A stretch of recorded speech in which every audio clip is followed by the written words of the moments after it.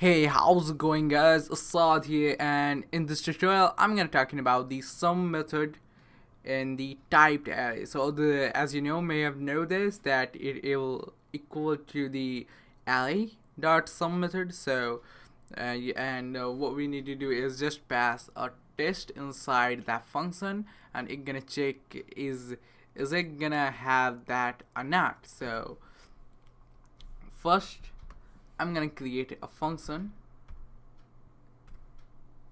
call it is negative, and not native but negative, yeah, and pass bunch of arguments, element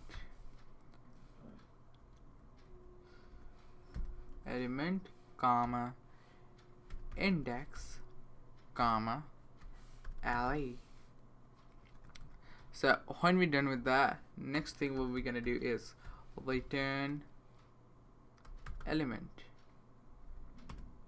and next thing what we're gonna do is do this.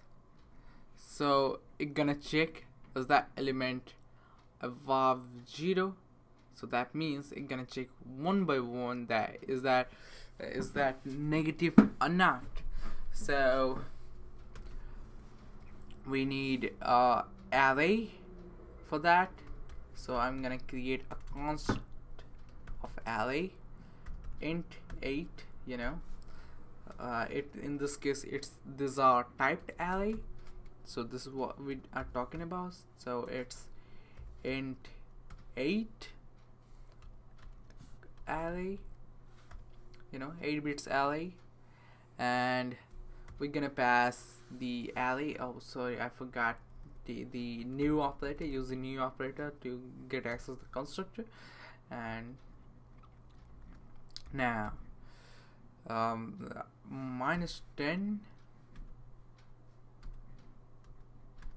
comma 20 comma 30, it will be a minus, and comma -50, -40 comma -50. And now again, it is this array falls under this function.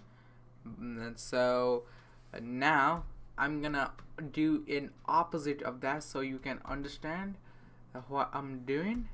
So, and remove every negative sign, and here call it something else like P stands for positive here.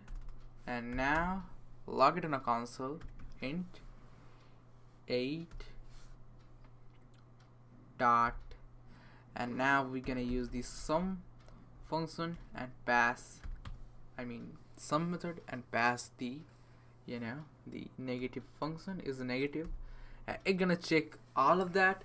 If one of that falls into that category, it's gonna say return you a boolean. So as appropriate is that. So it's true because it's falls inside that. And now I'm gonna log it another p dot sum inside that is negative. It's false because it's not. So because none of them is negative. So hope you guys understand. That's it for today's video, guys. See you guys in the next tutorial.